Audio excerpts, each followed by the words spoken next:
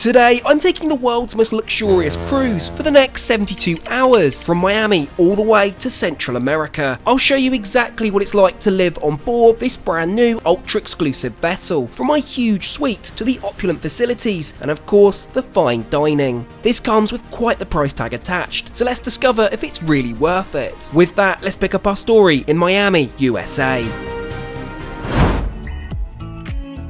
Hello from sunny Florida. You join me on the way to the Port of Miami Cruise Terminal, where we'll be catching our pretty special ship. Well, hello there and welcome back to the channel, where we're about to get on board this ship behind me, the Seven Seas Grandeur. So without any more to say, let's go in the terminal here, sort out the various formalities and go and get on board. As is usual at cruise ports, we'll first need to pass through security, which is thankfully super efficient. Next, we're beckoned over to priority check-in, only available to those in higher level suites. Here we'll need to check in with the following in order to be issued our key cards. With formalities taking all but a matter of moments, it's finally time to walk over to the brand new Regent Seven Seas Grandeur.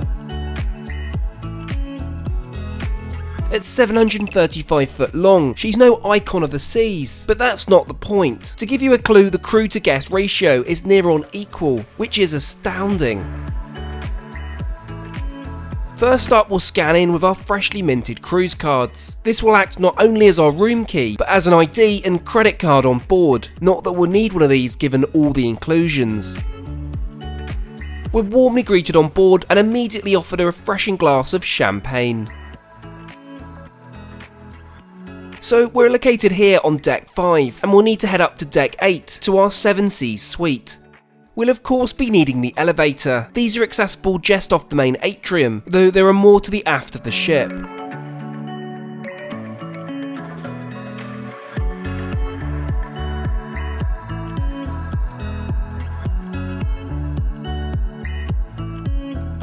Welcome to deck 8, which is largely just accommodation, with our cabin right at the front on the port side of the ship.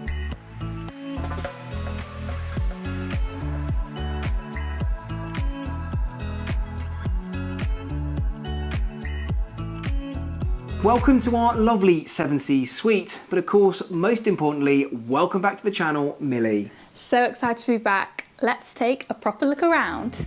A stunning modern space at just over 800 square foot, or 75 square meters in new money. First up, the living room, with comfortable sofa and 42-inch TV, with on-demand movies and TV shows. Perfect to enjoy some complimentary champagne and sweet treats. There's also a small dining space, along with a countertop coffee machine and complimentary minibar. Let's continue on through the living space and into the bedroom. A spacious king-size elite slumber bed, dressed in rich Italian bed linen.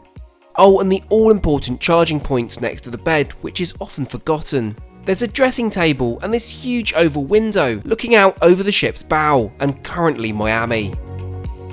Next up, the compact walk-in wardrobe, complete with Regent dressing gowns, a custom holdall and a safe.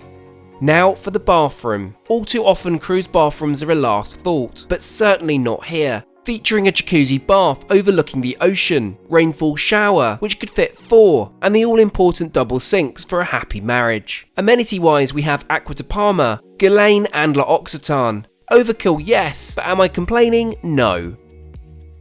Will make your cruise safer for everyone on board. If you hear this alarm and you're in your stateroom, pick up your life jacket and proceed to your assembly station immediately. I guess that means we're off, but where exactly? Well, over the next few days at sea, we'll cover nearly 1,000 nautical miles, sailing past Cuba, Mexico and Belize, arriving finally into Honduras, a completely new country for me.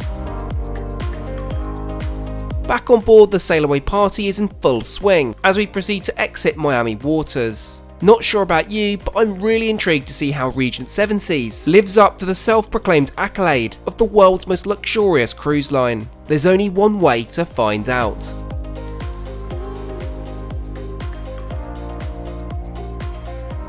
So now we're very much on our way. I think it's time we start thinking about dinner. Now, it goes without saying, dinner on board is quite a fancy affair, and I've got just the outfit. What do we reckon? Let's get changed. Yes, you do see correctly, I've gone for a full suit this evening, but worry not, there's still a sprinkle of NASA in there for good measure. Star of the show, of course, is the lovely Millie, who looks absolutely stunning this evening.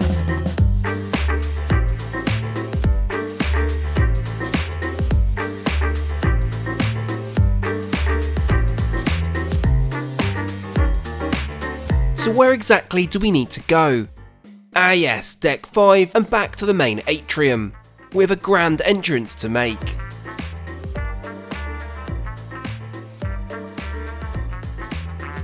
How's this for a vibe? Walking down the beautiful central staircase, en route to dinner. Okay, this marks the first of 8 key districts on board the ship, which we'll explore. Compass Rose. Defined by Regent as immersive and opulent dining with heightened elegance, and corporate buzzwords aside, it's really quite impressive and unlike any main dining room I've ever experienced on board a ship.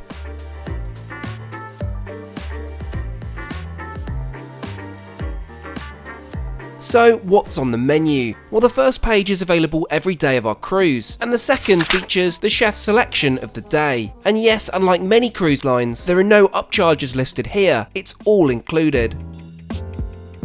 To begin, I think a Veuve Clicquot Rosé Champagne will do nicely, whilst Millie goes for a Hendrick's and tonic. Cheers all, let's get stuck into the food. It's not all too long before our appetizers are brought out. I opt for the Iberico ham, served with baby artichokes, whilst Millie has the lobster bisque. Both are excellent. Continuing the lobster theme for main, Millie has the lobster tail, jumbo shrimp and king sea scallops, and I have a steak medium rare with lobster. Both are served with mashed potatoes and broccoli.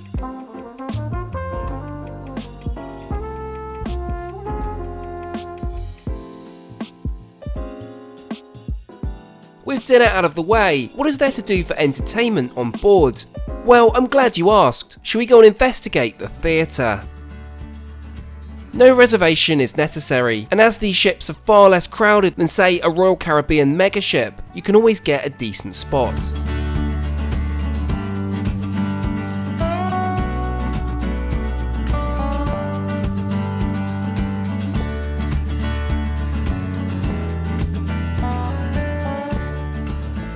Welcome back from a lovely evening. Yes, welcome back to our room. I have to say, that dinner was fabulous. I love a bit of surf and turf. Yeah, it was delicious, wasn't it? It really was. But for now, I think it's time to get some sleep because I'm shattered. That jet lag is not the one. Yeah. Good night. Let's waste no time and get changed into my PJs ready for sleep.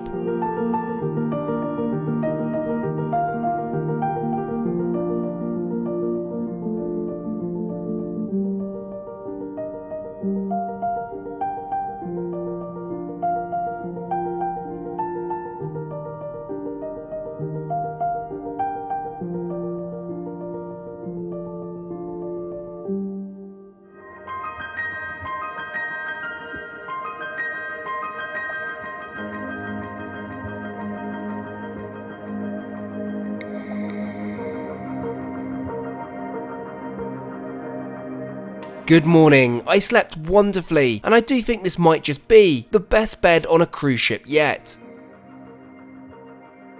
Let's go get our first morning caffeine hit then. Now you can order room service 24 hours a day and have a barista made coffee sent to your room. However, I'm quite the fan of the Illy espresso machines cruise lines have started introducing.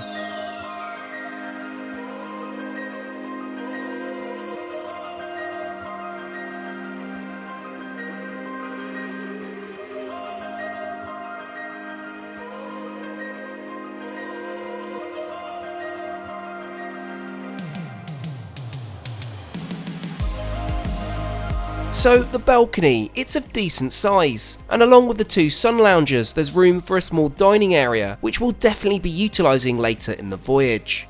It is, as I'm sure you can tell, pretty windy, but that comes with being at the ship's bow, worth it for the views in my opinion. And now for a quick word from Bespoke Post, a monthly membership club delivering a box of awesome top shelf goods from under the radar brands. It's free to join, you can skip a month or cancel anytime. 90% of the products come from small brands, many of which are based right here in the US. Every month Bespoke Post introduces their members to cool new products based on this preference quiz. They've got awesome clothes, cool stuff for your house, camping and cooking gear. They now offer a new membership program where you can get really great deals year round. I'm talking 30% off or more sometimes, and it's totally free to join. You can preview your shipments before it's sent, so you can decide to keep it, swap it, or skip the month entirely. One of my favourite boxes I've received is the Weekender box, made from thick, capable canvas with strong leather handles. Another standout for me is the Turbo box, filled with 3 organic whole bean coffee pouches, and a Columbia instant coffee. Get a free mystery gift with your first membership purchase. Click the link in the description and enter Trek Gift at checkout, or go to bespokepost.com/Trek Gift. It's finally time for breakfast, so there's a number of options available to us this morning, but we've decided to head up to Deck 11 for our first morning. We'll of course be eating at La Ferranda. It's a beautiful venue with sweeping ocean views.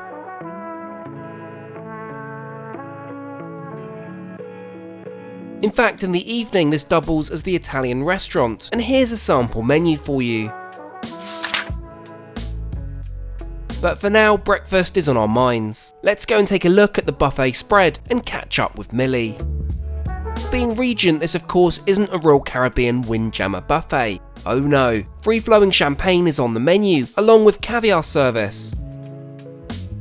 And some more traditional options such as the bakery, freshly made omelettes, smoked salmon and even pancakes. Our main reason for selecting this venue is the wonderful outside space it boasts, simply divine on a beautiful sea day like today. Let's settle down with the perfect wake view and assess our breakfast selection. Pastries, check. Omelette, affirmative. Let's tuck in.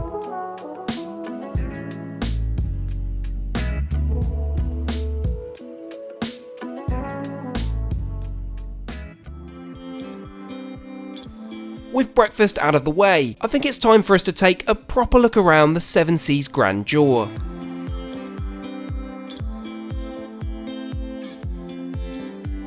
We'll start upper level on Deck 12, which also falls under our next district category, the Outer Decks.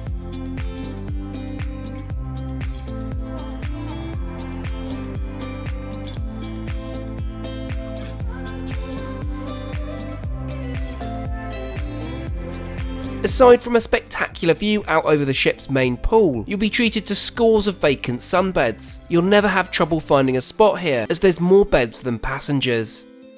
As for the rest of Deck 12, there's a jogging track, which is ideal for doing laps if you're trying to hit those 10k steps a day. But most excitingly, a tennis court, which you can be sure that Millie and I take full advantage of. FYI, Millie won. There's not just a tennis court though. Behold mini golf, although let's be fancy, it's called the Heritage of Golf. Naturally it's free to use any time, but like with the tennis, Millie is on fire today. However, if you want to wind things down a little and instead relax by the pool, I've got you. Let's head downstairs to Deck 11 and investigate. I'd say on sea days, Deck 11 is the life and soul of the ship. It's a lovely space, and aside from the inviting pool, there's 2 hot tubs, ample sunbeds, and attentive staff on hand to cater to all your cocktail needs. Now it's a little too early for cocktail o'clock, so instead opt for a coffee, and perhaps, well, go on then, a cookie.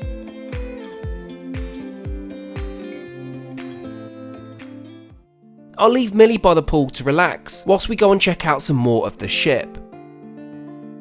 We'll head all the way down to Deck 4 to our next district, the Atrium. Here you'll find one of Regent's few upsells, the Boutique, essentially the chance to do some duty-free shopping.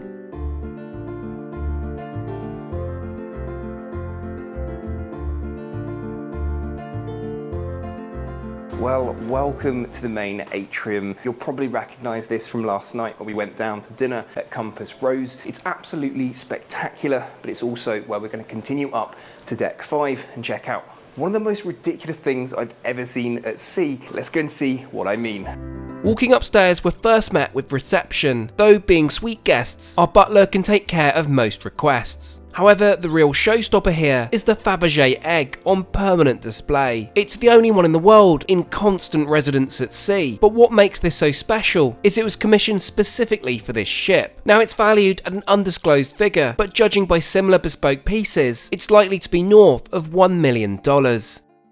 I make it lunchtime, introducing the ship's French restaurant, requiring no reservation and inclusive of course. It's beautifully appointed with a lounge area as you enter. For reference, drinks ordered on board are free, bar a few high-end exceptions, but I think I'll forgo the Hennessy Paradis this lunchtime. Let's go and get seated.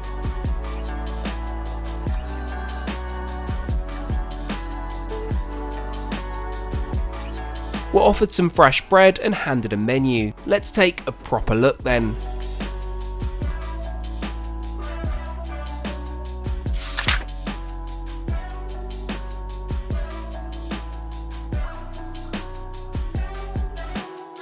To start, we both opt for the goat's cheese in pretzel crumb breading with a raspberry and cherry tomato marmalade. Appetite's wet, let's see how main course delivers. We had to choose the Cuban fried chicken. Yes, it's not French, but very tasty indeed. With lunch out of the way, we have another food-based activity to enjoy, introducing our next district, the Arts Kitchen. This was a highlight of our trip because of how fun and informative John, our head chef, made it. The class lasts for 2 hours, and you can cook up to 3 dishes. I think we'll start off with some Prosecco, as John guides us through all the steps. I'll show you one of the dishes we made today.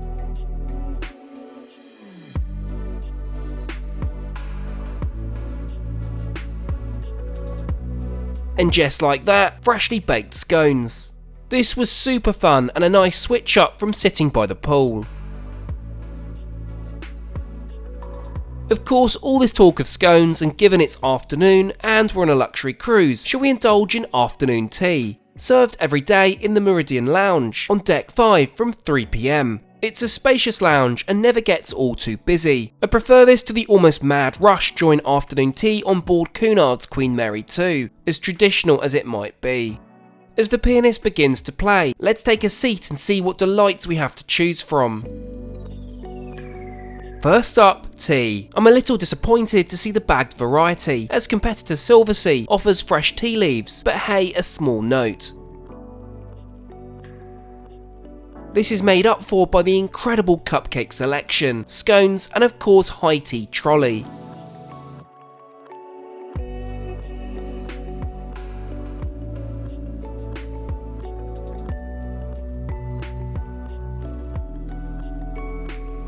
I make it time for our next district, the spa. This really is an entire neighbourhood in itself. Set over decks 5 and 6, it's beautifully designed and really does feel a little pinch me that this is on board a ship.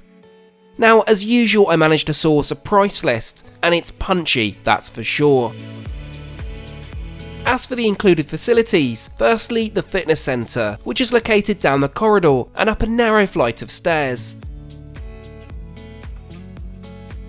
The facilities are excellent with a large selection of cardio and weight machines, along with a separate free weight section. However, we've come to relax, so instead let's head through door number 2 and into the male locker room.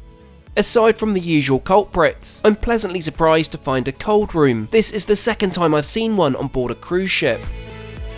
And slightly further on, a huge sauna. I will say, being in the male locker room, it means I can't share these experiences with Millie, but that's what the next area is for. A huge, largely private space at the back of the ship, with hot tubs and sun loungers. I think honestly a lot of the passengers didn't even realise this is here, as it's definitely underutilised. I make it hot tub o'clock. let's join Millie and take it down a notch. It's definitely been a busy day exploring and eating. We've both decided this is our favourite spot on board.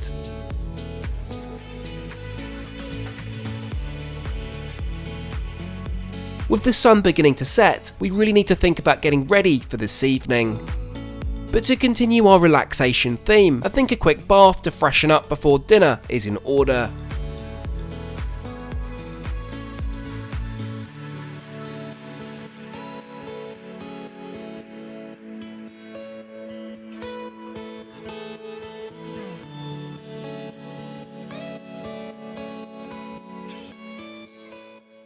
All dressed up, it's time to head to this evening's plans, and we've got quite an evening scheduled. First order of business is to head down to Deck 5, to Pacific Rim, where we have reservations. It's the attention to detail that impresses me the most about this ship. For example, we're greeted upon entry by this custom-made 7-foot tall bronze cherry tree with more than 2,000 glass cherry blossoms. It's not long before we're shown over to our table.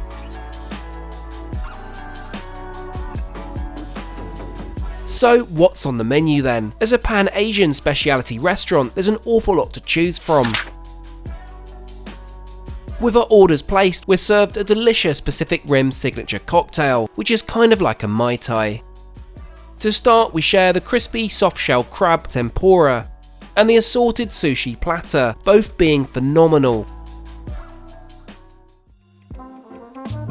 For main course, I've chosen the Thai red curry, whilst Millie has the seafood laksa. Perhaps some foreshadowing for a future cruise. I'll say no more. It's always nice walking out of a restaurant without a bill. I mean, I know we've already paid for the cruise fare, but it still feels odd. Tonight we're back at the theatre for another electric performance.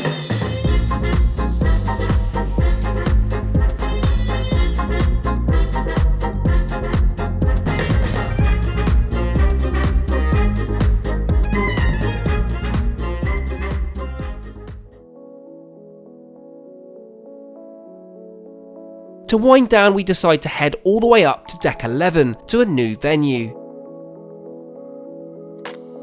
The Observation Lounge. During the day it offers stunning views of the ship's bow, but by night it's transformed into a sky bar with live music from our resident pianist. Right, the barman making cocktails is the cue we need. Let's take a seat and gaze at that menu. I think a signature cocktail is in order, and could you get more fitting than one named after the ferry ship we're on?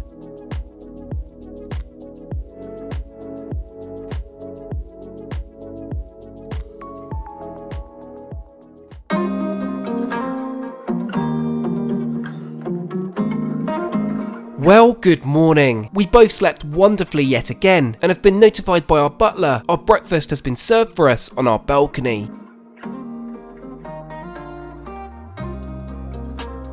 In terms of options, you can order anything off the menu the night before. This is then delivered to your suite at the requested time. We ordered the scrambled eggs and crispy bacon, the French toast, and the omelette with sausage and hash browns. Definitely a lovely way to start the day.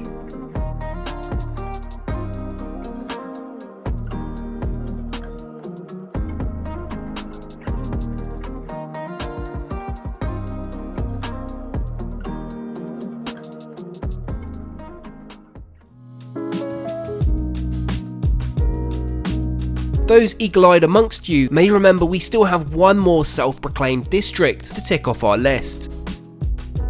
That of course is the library up on Deck 11.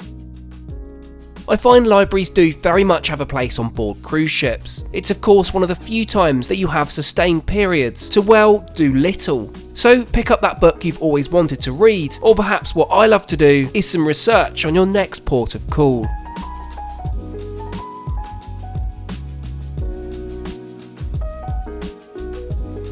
Apologies to change the pace a little, but we really must talk cost. What did I pay for this ultra luxury cruise? Well, compared to some of the Royal Caribbean ships, it's not as bad as you might think. In total, just shy of $20,000 a week. Aware that's still a fortune, but given we're in one of the best rooms, along with all the inclusions, yeah, it's still a lot of money. Shall we try another lunch venue then? We've opted for the Pool Grill on deck 11, which offers up a generous buffet selection of high quality options, from sushi to made to order pizza, burgers and sandwiches. There's also a menu at your table to order a la carte, which we both opt for.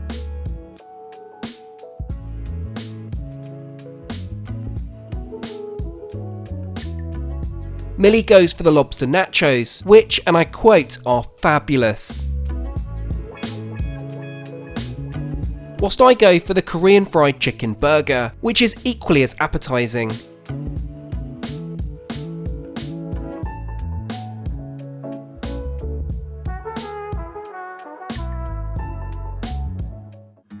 It's at this point we're notified we're under pilot, approaching Honduras. I'm super excited about this brand new country for Millie and I. Interestingly, as we draw closer to shore, I spy an old friend. Would you believe it? Wonder of the Seas. Almost a year ago we had the pleasure of a week on board. It's quite the contrast to the quiet confines of the Seven Seas Grandeur.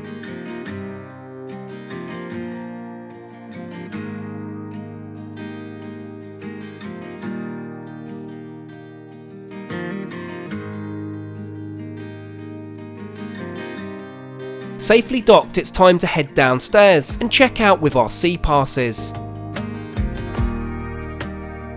It always feels strange to set foot back on solid ground per se after a number of days at sea.